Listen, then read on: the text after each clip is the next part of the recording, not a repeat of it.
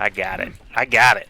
Easy peasy. I used to work for Complexity, and they had something like 10 sponsors that I had to remember at the end of every single video. I eventually just made like mnemonic devices, and then I think it bit me in the ass one time later on when they had actually changed one of their sponsors. I was about to say, that works until a single sponsor Right. changes, and it just throws you out of whack for weeks, doesn't it? Yep, it does. All right, so we're actually getting a view of the defensive setup here. I'll pull out into the third-person view so you can see everybody on EnVyUs defending up first. INTERNETHULK is going to be playing Symmetra, which again is extremely valuable on these style of maps, which is capture point first into payload. You can see them pushing super far up though with those Symmetra turrets, and Talespin himself all the way up at the spawn waving to the VapeNation guys. Taimou so sneaky. So he just crouched and went to the right of Talespin. If you take a look at the side entrance, like the right entrance, the Venom Mine is put there. Excellent. He did that so sneaky. So yeah, you've got the Venom Mine, you've got Junkrat Traps, you've got Symmetra turrets, but of course they're all going to take the other exit. The Venom Mine does go off though, and you can see a lot of them actually taking a lot of damage. So we're going to go ahead and start with the POV of Kepa, who is playing McCree here on the attacking team VapeNation. We'll see how accurate his shots are. We're pretty well familiar with the EnVyUs guys, so I always like to see some new talent and see how they do. Tomzey already getting picked off as Zarya though. On the side of EnVyUs, we have INTERNETHULK desperately trying to get as much charge on the ultimate as possible to get a teleporter down. Very, very important here in Hollywood, of course, because it takes forever and a day for the defending team to get back out. And oh dear, Kepa and DanChu both going down there.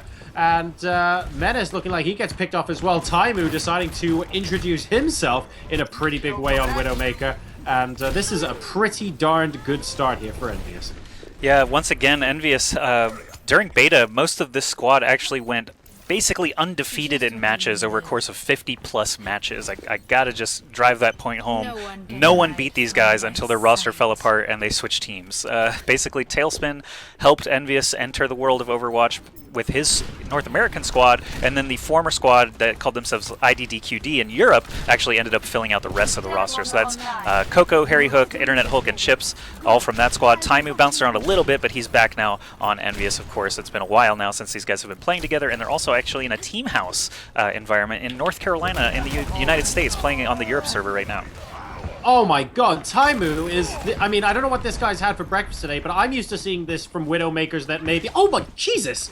That have been like 1 or 2 games in, they're properly warmed up. Clearly this guy has been playing long before today because he has just nailed about 6 headshots in the last 2 minutes. I'm sure that these guys are all very warmed up. Obviously, VapeNation playing in Europe right now. It's about 10 p.m., so they've had all day to warm up. EnVyUs, you know, that team house in North Carolina, it's about 4 p.m. for them right now, so they've had, you know, at least brunch and lunch to get set here and a couple hours of playtime among That's those guys. another way I of really saying, wonder... like, energy drink and kebab, right? Yeah, I really wonder what that team house environment is like for their meals and stuff like that. But here we go.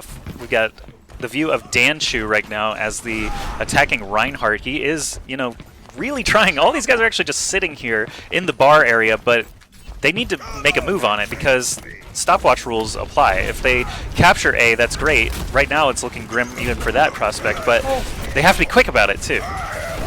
What are these guys going to be doing about Taimou? This is insane. I mean, lots of kills are going down all over the place, but the fact is, you get into situations where VapeNation are just running scared of Taimou right now. They're constantly looking out for the Widowmaker in the backline. That's distracting them from the fight that's ahead. Both tags going down there, unfortunately, and that's another team wipe in favor of EnVyUs. These guys need to get to the first point. They need to get there quickly. 2 minutes left now until they full hold. I swapped over to Taimou's POV just because I saw that huge res, and I knew he was going to start just plinking headshots. He actually got chased down pretty quickly, but the rest of the team easily with McCree and Junkrat were able to clean up. But then Taimou snagged that very last kill there on Menace on the way back to the spawn. Now there is a little bit of a sniper duel going on. I really feel bad for anyone in a sniper duel against Taimou, so let's see if what Kepa is able to do. Like, the reason that res went down in the first place is because Taimou basically killed 3 of them. It was slightly absurd. And oh my god, he still can see Kepa, and he's getting... There's absolutely no mercy here coming out from Taimou. At the moment, he really is the MVP. He's been very quick as well. He scopes in, and you see him getting his shots off, like, I'd argue, like, half a second faster than some other even pro Widowmaker players. Oh my goodness. Oh, Jesus! Got the He's been snag on doing that. all game. Yes, he has. We've been watching him for a little while now, so I'm actually going to switch over to Talespin, who does have his Junkrat tire available, and he's actually doing a lot of damage right now in the back line, or actually the front line of this team, trying to sneak around the back of the point. Earthshatter goes down, but only catches one member. There from DanChu, we get an Earthshatter onto Talespin. That was their opportunity for a kill, but Taimou just lit into them as Talespin was laying flat on his back. There was no chance his team was going to let him get taken out. Yeah, they're just holding ultimates now, Joshy, because what they really want to do is keep those ultimates available until the timer gets down to something like 5 seconds. You have a rip tire on top of the point when the timer hits 0. Good luck trying to get to overtime without sacrificing 2 or 3 lives of your team members. So that's exactly what they're going to be doing. And basically, they'll have 4 ultimates available, I reckon, by the time this goes into overtime. And that's so, so dangerous right now for VapeNation. They have one shot at a good push, and that is it. I'm watching Kepa now just as the offensive Widowmaker to see if he can get any picks at all in the last 20 seconds here, really trying to just hit what he can. Reinhardt's shield was down, so he gets a little bit of damage in, but most of the team's actually heading around the back, so I'm going to actually fly and watch the point as we only have a few seconds left here. It's likely we're going to see a lot of ultimates come out. There's a high noon from Menace all the way in the back of the point. Does actually score 2 kills on Taimou and Cocco. INTERNETHULK is down as well, but there is the huge res on both sides. Defense still standing strong. Cocco actually takes out DanChu on the enemy Reinhardt, and it looks like they are going to easily clean up here with Talespin and Cocco just doing the bulk of the damage and cleaning the point. As well. Yeah, this is going to be it. Very, very nice. Great setup play there, I have to say, from EnVyUs, who kept their ultimates available, realized they might actually need them in a big end fight. And actually, Talespin ended up whiffing his Riptire as well, but the rest of the team still keeping their composure and having that ultimate advantage to ultimately keep the point. Let's watch Chips. This is obviously the res at the very end of the game after 3 members of a team finally died. This is the only point in the game where 3 members of EnVyUs were dead. And he brings them all right back. So completely shut them out here on Hollywood defense, EnVyUs does. Now we'll be switching sides. 60% kills from Taimou. Pretty good. Basic. Decent. I'd expect 70 from him, at least. Yeah. He's having a bit of an off day, right? Maybe, yeah. Someone mentioned in chat that he might have the flu still, so that's. I know that they were tweeting about that actually throughout the week. The time on Hollywood is 5 minutes and 12 seconds. Well, so the question now is, are they going to beat 5 minutes and 12 seconds? All they have to do is take A, and this map is over, and then we'll go to the next one. So that's true. I think they'll beat 5 minutes and 12 seconds.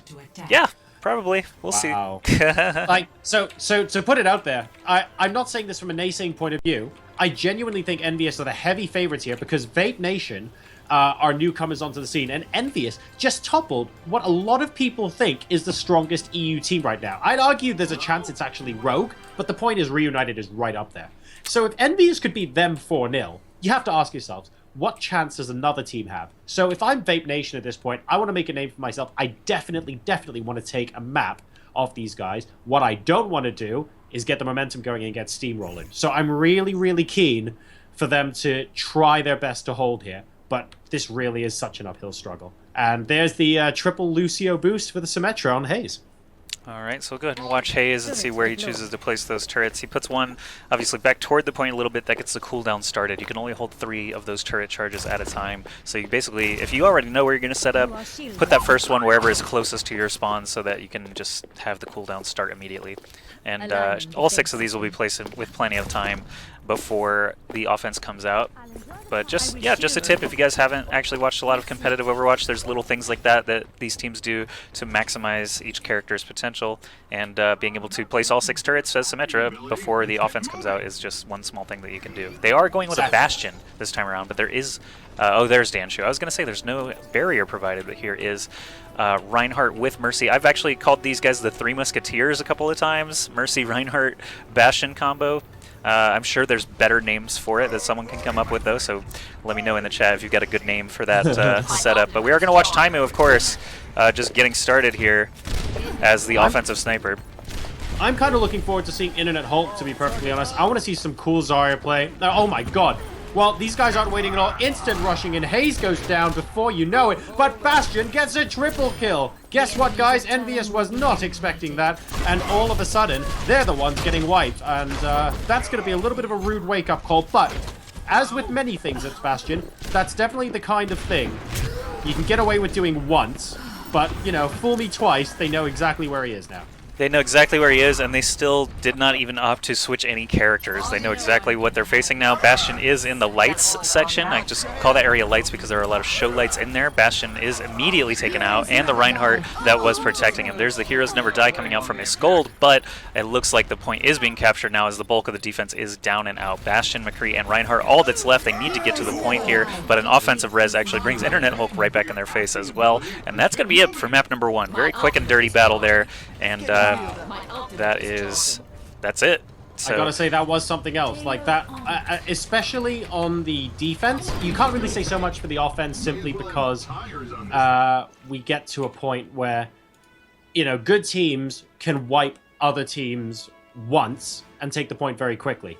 But to hold the point consistently for 6+ minutes and stop VapeNation from ever capturing the first point, now that is the difference in class between these two teams right now. That was a really, really good start for EnVyUs. I don't think it could have gone much better. yeah.